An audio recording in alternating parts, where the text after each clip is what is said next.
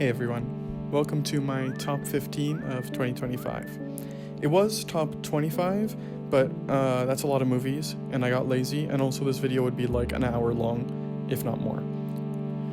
So I decided to include some honorable mentions, some smaller underseen movies that I quite enjoyed this year. And as this video is already probably over half an hour long, I didn't want to spend too much time. This list is probably not what you think it is. There's a lot of smaller movies and some odd picks that I think most people wouldn't have ranked as high as I did, but it's my list. Also, quick note, I'm counting any movie that had a Canadian theatrical release in 2025, which means movies that premiered in 2024 but released in theaters in 2025 count, but movies that premiered in 2025 but are releasing theatrically in 2026 don't count. I ended up with an odd assortment of movies and spoke about each for around 2 minutes, so top 15, 2 minutes, you get over a half an hour video. Feel free to skip through just if you want to hear what places I got stuff. But without further ado, here are some small honorable mentions. Sauna is a Danish queer story. Underseen pick. Wolfman is Lee Winnell's new werewolf movie. It's a really fun time. And Life of Chuck is a beautiful piece of work by Mike Flanagan.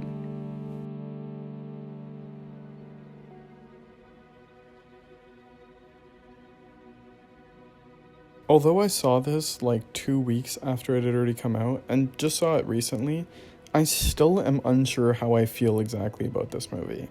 The ending really makes it or breaks it, honestly. If you like the ending, you love the movie. If you don't like the ending, you probably really don't like the movie. Although I don't think anyone can doubt that the final montage is genuinely beautiful in a way that I haven't seen many movies accomplish this year. I would say this is one of Yorgos Lanthimos' probably most accessible movies, a kind of entry into his style. I'm going to equate that to this movie not being written by him.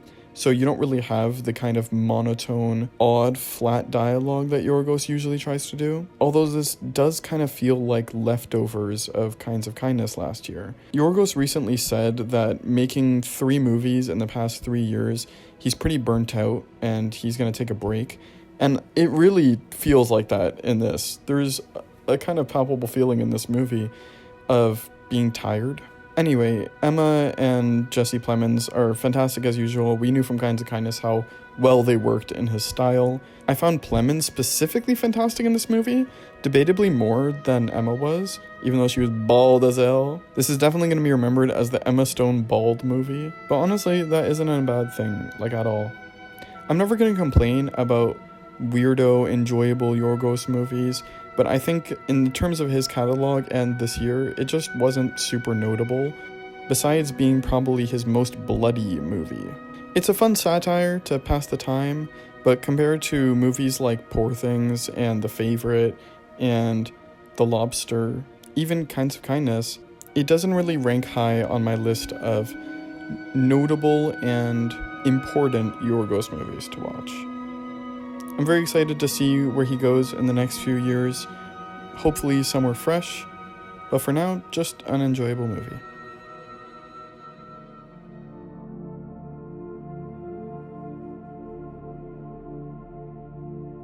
I'm a huge Cronenberg fan, but I think his movies post-Crash and really post-2000 have been very meh, but I would say this is probably my favorite one, even more than Crimes of the Future 2023 was. There's such a prominent sense of melancholy that drips from every orifice of this movie, and it's somehow equally sensual and incredibly cold at the same time, just like any other Cronenberg movie. I think this is a movie that is very odd to recommend, since it isn't exactly entertaining.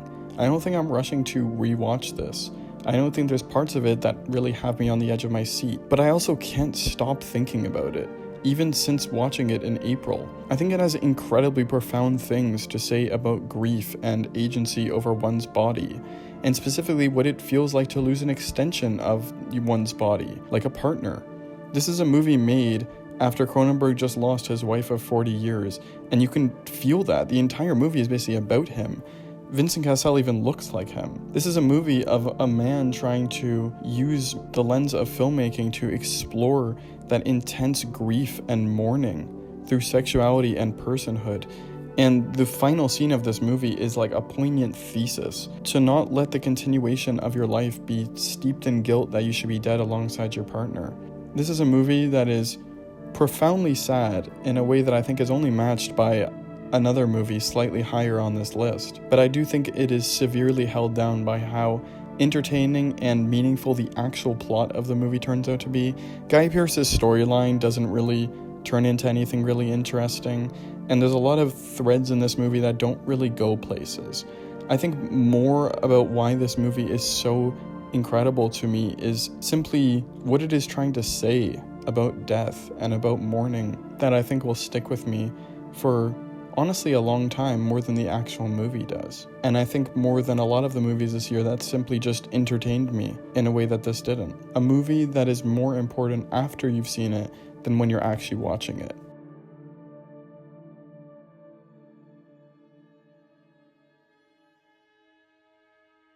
I'm not the biggest fan of the 28 series. I enjoy Days and Weeks, but I don't love them. But this is by far my favorite of the franchise, and I'm really happy it's being turned into a trilogy because I could happily watch another 2 of these movies. Danny Boyle is honestly the star of the show here. His direction, his style. This is like the most stylish zombie movie I've seen in like a decade. There are some camera angles in this movie that are so cool and so awesome. And even story-wise, it's such an atypical zombie movie. The movie itself, it like takes every trope, every stale genre cliche, you know, where you think you know where it's going, and just subverts it completely. There's no cure they're looking for, there's no immune people, none of those plot lines we've seen played out a million times over. It's just a story of people surviving in this zone that is so quarantined that they've almost been forced back to like the primal ages with bows and arrows. At its heart, it's just a really great coming-of-age movie. This boy who learns to grow and adapt to this world that he's been so afraid of.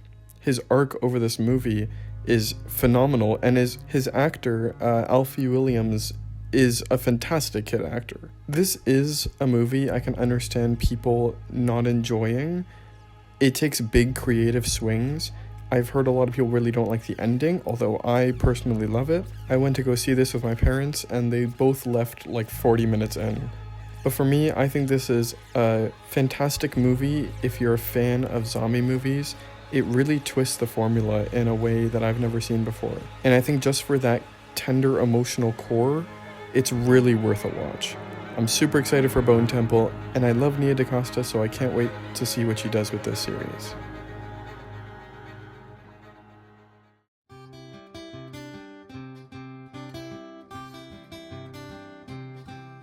So this one might be a hot take to place this high. I think a lot of people thought this was a very mid movie, including my parents and Marquise, who I went to see it with, and a lot of people online. After my recent Lynn Ramsey dive, this movie's been a long time coming, and her style is definitely not for everyone. This is definitely a more artistic movie, and specifically, it doesn't have as satisfying an ending as you would think.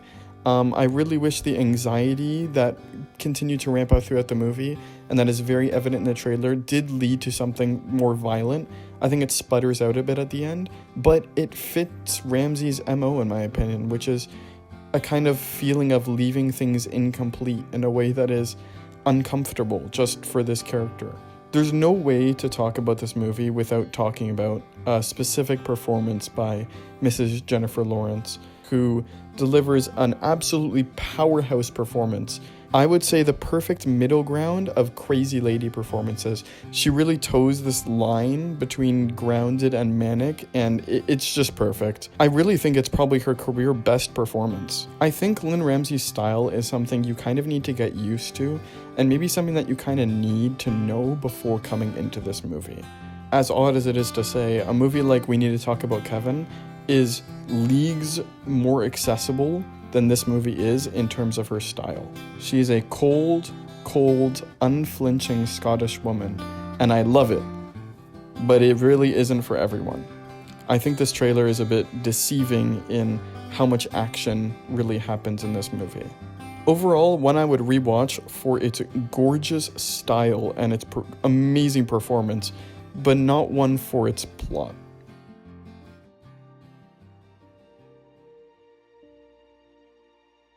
So yeah, this is a weird one to have up here, especially considering I had only ever seen the first Mission Impossible movie as of this year. Me and Cena did a big marathon, watching all of the movies leading up to Final Reckoning, and I want to say it was that combined with seeing this movie in a theater that really transformed the experience. I think having immediately watched all of the other movies, having all the context for them, and then having them to compare to this made the action in this movie on a level that felt so much more grand and gritty than the other movies in this series. I think one of the greatest parts about this movie for me was the fact that because it was the last movie in the series, you honestly aren't sure if he's just gonna straight up die. There are actual stakes here in almost every fight because there's no reason why he couldn't just die. But I think the stakes in this movie are so much higher in a meta-contextual way because it is the last movie in the series. Anything can happen. Everyone's at risk. The generic action movie plot of a doomsday device feels like it has you legitimately invested. The action scenes are tense and huge, and I honestly think it's one of the best of the franchise. I think all of this was elevated because of the theater experience. I don't know if it would hit in the same way, first off knowing the ending, and secondly watching it on a TV back at home, but for me this just hit in a way that I really wanted just a really good action movie. I think this is worth watching even just for the action scenes. The scene on the submarine, for example, was really cool, and one of the coolest action scenes I've seen in honestly a few years. Yeah, I didn't expect this to be this high on the list by the end of the year, but looking back, it was just a really great time.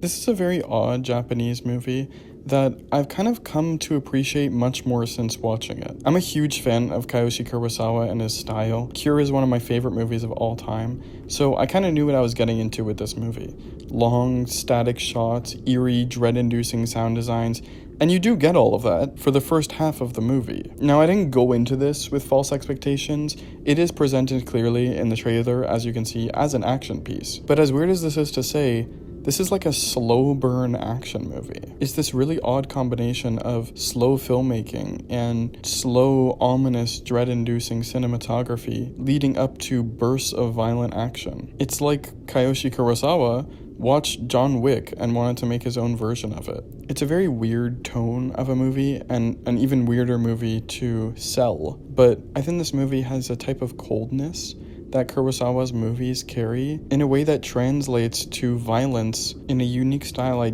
can't say I've ever seen before. I initially really didn't like this meshing of slow action, but it's grown on me quite a bit and I can't wait to rewatch it. Also, there's this scene where our main character is on the bus and someone stands up behind him and all the air is sucked out like that big jump scare in Mulholland Drive, and it is genuinely terrifying.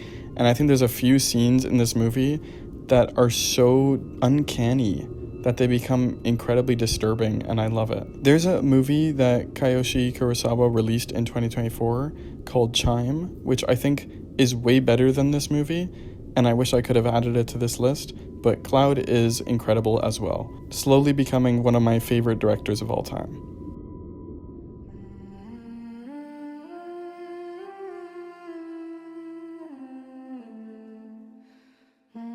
Alright, now that anyone who didn't want spoilers is out of here, this movie's sick. This movie's awesome. I'm not even gonna tell you the premise here either. You can just watch the trailer in the background and imagine what you think it's about, because I really think you should just go check this out.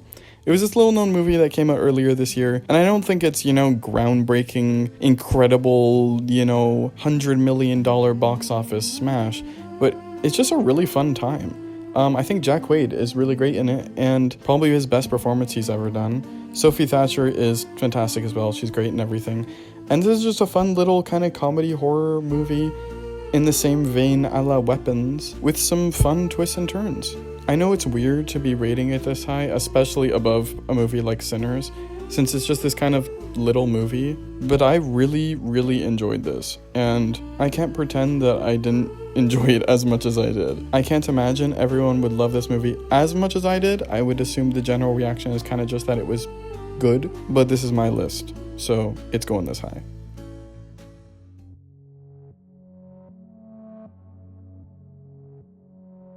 Ever since I saw Barbarian 3 years ago in theaters, I've been super excited for Zach Cregger's next movie. It's crazy how much hype there was for this movie and how many people watched it who aren't even into horror, because this is firmly a horror movie. My theater was absolutely packed, and everyone I had heard of was watching this movie, which is really great to see for an independent, weird-ass horror movie. It gives me faith that people can still make independent weird-ass horror movies and do well in the box office. I remember when that first teaser trailer for Maybrook Missing came out, linked to the ARG website, and got me so hype about this really early on, and I'm really happy it lived up to the hype. I don't think I've ever seen a horror movie so seamlessly blend like full-on comedy and full-on horror.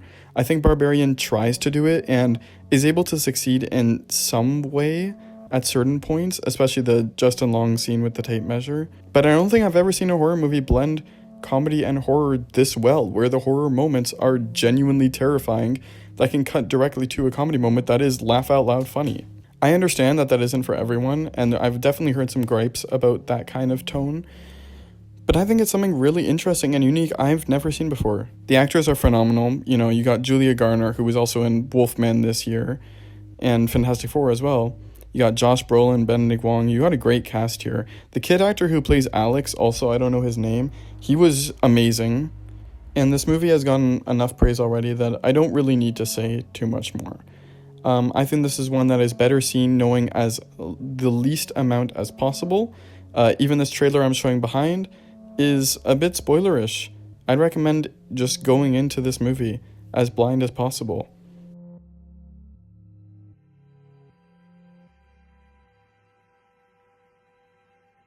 This is another movie I've been super excited for a long time about. I was there a year early before the Filippo brothers released Talk to Me, and really enjoyed that when that came out. So I'm glad to report that the brothers are now 2 for 2, and I think a new name in the little elevated horror space. I wrote in my original Letterboxd review, Talk to Me is fun jump scare horror, and Bring Her Back is profound grief and loss manifest in demonic possession. I think that's pretty accurate. This movie is sad, with a capital S-A-N-D. This movie had me feeling like a husk of a person walking out of it, like an empty gray shell. The final shot is probably the best final shot of the year. It turns everything in the movie that was horror and terror into understandable, tangible grief in a way that just kind of rips your heart out. It reminds me a lot of Under the Skin. There's a scene in that movie with a baby on a beach, and it's the same kind of cold, soulless ripping that it does, kind of stabbing you with its nails and tearing you apart in a way that I can honestly understand maybe way too much for some people. This is a movie that is bleak as hell, and there is a profound, almost lack of empathy here in a way that is terrifying and not the usual sort of terrifying. I'm not sure I am ready to rewatch this yet, but it's definitely one of my favorites of the year, and I'm really excited for what the brothers make in the future. Big PSA if you go to see this one.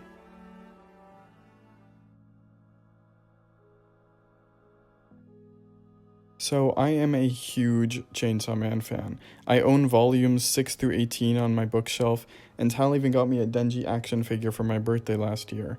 Season 1 is one of my favorite anime series of all time, just that one season, and the manga is probably tied for my favorite of all time. So I love Chainsaw Man. Needless to say, I was biased. I've been hyped for this movie for probably about a year since its first rumor, and that really early teaser that dropped. And while Reze Arc isn't my favorite arc, it's still one of the best in the manga, and I was really excited to see how they were going to adapt it, and that new animation style really proved to really fit the series. As much as I love the animation style in Season 1 and that kind of cinematic look, Chainsaw Man benefits from looking how the manga looks. The manga look was perfect and applauded for a reason. It's really cool. I really like this movie, And that is mostly in part due to how much I love Chainsaw Man. But I've noticed a lot of people online really love this movie even though they hadn't even seen the first season, which is ridiculous, by the way. Please go watch the first season of the show before you watch this. It's 12 episodes. But what does that say about how powerful the emotion in this movie was?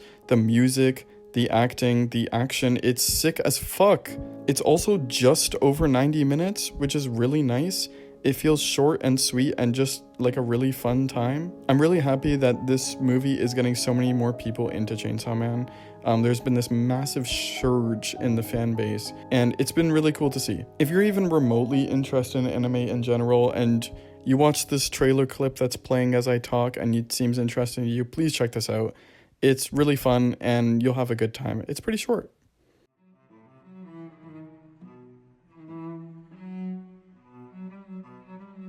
I got to catch this one at an early screening in IMAX, which was really cool. I had originally wanted to see it at TIFF when it came out, but it was impossible to get tickets. Park Chan-wook is my favorite director, of all time, and I've been waiting a few years for his new movie, and this is his first collaboration with Lee Byung-hun in 25 years since JSA, so this was really hyped up. It was also less of a serious film than maybe the trailer makes it out to be, and it's more of a dark comedy, if anything. And it's really fucking funny. It's really funny. The whole crowd was laughing quite a lot. I think, honestly, this is a great movie that if you aren't usually into foreign films, but you kind of maybe you watched Parasite and you liked Parasite and you like the dark comedy of this would make a perfect double feature with Parasite in terms of Korean movies. It's a dark comedy about, the work environment. I think it's kind of a perfect blend of that early Park Chan-wook, which is that gritty, bloody, angry, vengeful, nihilist era, and the kind of new era, which is the doomed romance era. It's a really good blend of his modern stylistic choices and those earlier revenge-focused films. It's kind of the best of both worlds in a way. I was hoping Park's mastery with the camera would blow my expectations out of the water, knowing him, but honestly, this one just exceeded them just a little bit. Compared to something like Oldboy or Lady Vengeance, or The Handmaiden, or some of his older movies, it doesn't really quite even maybe reach the top 5, but it's Park Chan-wook. It's still an incredible movie, and there is so much layered subtext, especially in that ending, which is quite abrupt. Lee Byung-hun is fantastic as always. He's surprisingly good at physical comedy. I think this movie is just a reminder of how incredible of a director Park is. Some of the shots in this movie rival some of those in Decision to Leave. Honestly, some of the best uses of cross dissolves I've seen in a very long time. Very fun, timely, and layered criticism of advancing technology in the job market. Honestly, just a really fun ride. I know I'm a Park Chan-wook glazer, but if you aren't super into foreign movies, I think this is a pretty cool one to check out.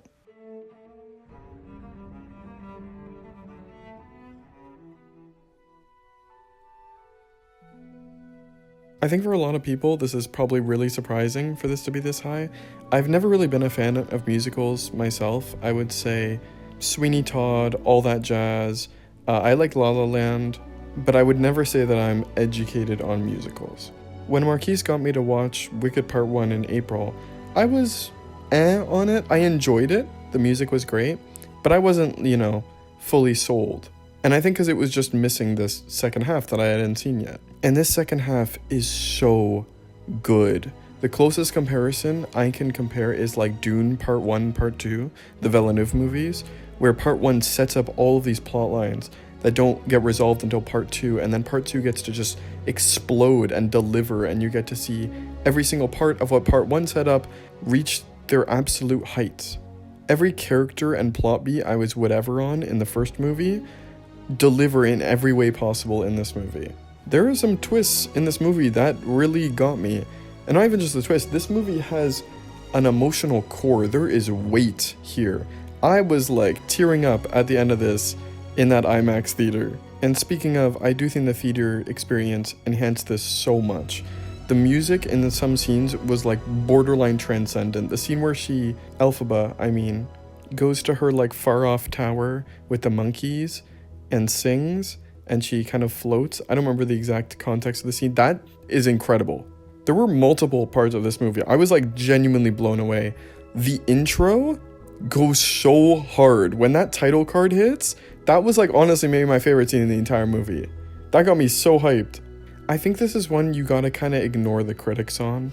I've seen so many people call this movie mid or even like worse than part 1, and I don't get it. This movie is genuinely phenomenal, and I think better than the first movie by a landslide in my opinion. Cynthia is fantastic, Ariana is fantastic, Jeff Goldblum is the greatest casting choice to play the Wizard of Oz. Michelle Yeoh is one of my favorite actresses ever, but I'm sorry, that woman cannot sing. Get her out of here, okay?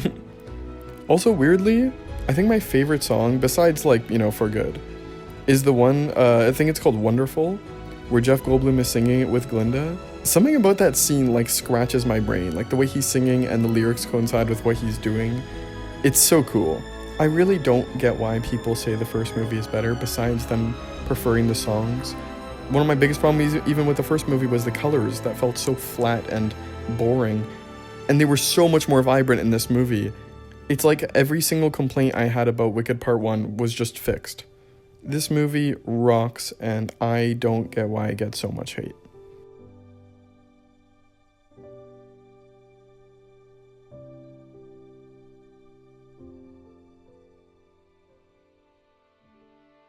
This is one of the greatest DC movies ever. And honestly, one of the greatest superhero live-action movies ever. Period. The glaze isn't overrating. Superman is a masterpiece. And I just want to say first off, whether or not you like this movie, or you like Superman, or you even like superheroes in general, there are kids out there that are going to watch this and idolize this character who stands for good and kindness and hope. And Superman has always been a beacon of hope and purity. And if nothing else, this movie at least captured that to a T. I grew up watching the Tobey Maguire Spider-Man movies, and he was that superhero for me. And I think it's so beautiful. There are young kids who went to see this movie who feel that way about this new Superman. Talking about this movie, to balance like 7 or 8 characters, half of which are pretty much completely unknown to non-comic fans, and then make them like complete, full, and pretty beloved characters by most people in 2 hours is pretty incredible. James Gunn has been doing this superhero thing for a long time, but I think he really nailed it in this one, and I think this is the one that people are going to remember.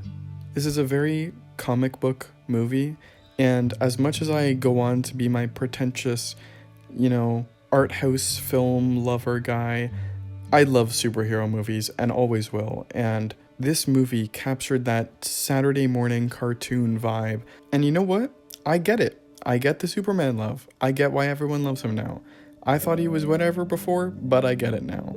This is a story not of a man. In fact, Superman is distinctly not human, and therefore he doesn't have our fatal flaws. He can be true and good and kind just for the sake of it. He believes in people even when they don't believe in themselves, just because he believes everyone has an innate goodness to them, even people like Lex Luthor who destroy the world. By the way, incredibly played by Nicholas Hoult. Holy shit. I already loved him as an actor, but this is one of his best roles. This movie has some awesome action, a really great twist that I did not see coming, but man, you just leave this movie feeling hopeful about the world, and that's something that I think we really, really need right now. I think really people have become more pessimistic, and I don't blame them. Coming out of this movie just makes you feel like everything is going to be okay, and that even if you don't believe in you, there's a guy out there that does, and I think that is something that a lot of kids need right now, and for that I will always be thankful for this movie and the fact that it exists.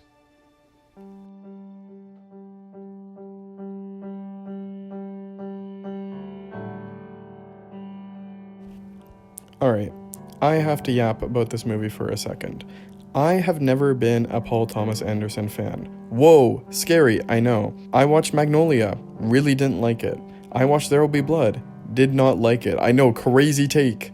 There are a few popular directors like Guillermo del Toro and Ryan Coogler who I just don't get them. Their movies just never seem to work for me, and I never really get the hype, and I had originally considered PTA part of that group until I took a chance on this movie. I wasn't sold on the trailer, and I also think anyone who may be interested in watching this, seeing that I got it so high or has heard great things about it, don't think that the trailer delivers what the movie has. This trailer does not do this movie justice. I saw it was playing in 70mm on IMAX, and I just heard such great things, and I thought, fuck it, I'm just gonna go. Hopefully it would just be a fun movie. This is a lot more than a fun movie. This movie is incredible. I want to argue that this is not only one of the greatest movies of the 2020s so far, I think this is one of the greatest action comedy movies of the 21st century. The writing is tight all the way through.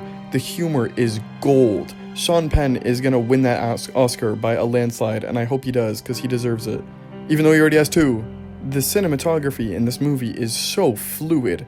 Everything just flows together. It's a 3-hour movie that feels like 1 hour. There's not a single missed beat, not a single joke that flops. It is a perfect movie, hitting on every single front. It glues you to the screen, you can't stop watching, and right when you feel like it's about to slow down, it just keeps going. And that's without talking about the actual message of the movie, which is very political, but really timely and satirical in a way that I think people can get behind more than something like Eddington that came out this year, which was kind of a direct laugh in your face, whereas this was more subtle nuances about really interesting concepts that I've never seen before. There's a scene where the military is setting up a anti-mob shield line, and they send a guy out in a van as a decoy. If you've seen the scene, you know what I'm talking about. That scene, just that scene, and what that scene had to say, blew me away more than anything in Eddington, and I love Ari Aster.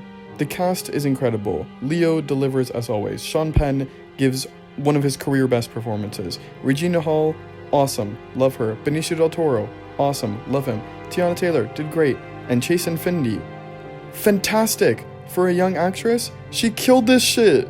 I really, really hope this wins Best Picture. It is my run for Best Picture, and I will be very disappointed if it doesn't win. This movie single-handedly made me a PTA fan.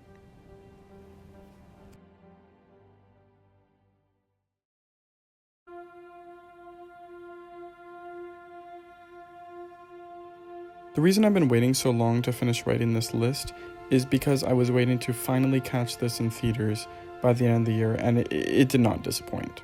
Resurrection is a towering ambition that blows every other movie that came out this year out of the water. It isn't even comparable. This film has some of the most arresting and beautiful visuals in any movie ever. The trailer playing behind is only a fraction of what this movie accomplishes in the first 30 minutes. And it isn't all visuals either. The story is as incredibly emotionally moving as it is potent with so much thematic meaning that I felt like I needed to rewatch it just the day after seeing it. In one of my classes this year, we were studying Paradise Lost, and the teacher said that some historians devote their entire lives to dissecting this single book. Resurrection feels like the film equivalent. There are the smallest nuances and details that make everything feel like a completed work that you'd entirely miss on a first-time viewing. This is a criminally underseen masterpiece that will be regarded as such in the future. It reminds me so much of those cult classics that we now consider some of the greatest films of all time that, on release, barely made a buzz. This is one that will age well. This is a true accomplishment in pushing the art form as a whole forward. It doesn't even feel fair to compare it to anything else on this list. Resurrection is an art piece, however, and I can understand that not being for everyone. The movie is almost impenetrable at times, especially in the first hour, I would say, and it can all feel very confusing. There are a lot of ideas and themes that are constantly bouncing around, and a lot of Chinese history that I wasn't entirely familiar with that maybe would have provided some groundwork. I also went into this film completely blind, just off the trailer you're seeing, which is usually a fantastic thing, but in this case, I think it's better to understand the basic premise of the movie before going in, otherwise you may just be entirely confused. So let me pitch it to you in a way that the trailer and the premise doesn't really seem to. In a future where most of humanity has traded their imagination for immortality, A few rotting monsters contain multitudes of dreams. A scientist projects the monster's final thoughts onto film, and we experience 5 vignettes, like short films, corresponding with the monster's 5 senses, which are sound, sight, smell, taste, and finally touch. This is an incredibly moving work that is a culmination of every piece of cinema history, past, present, and future.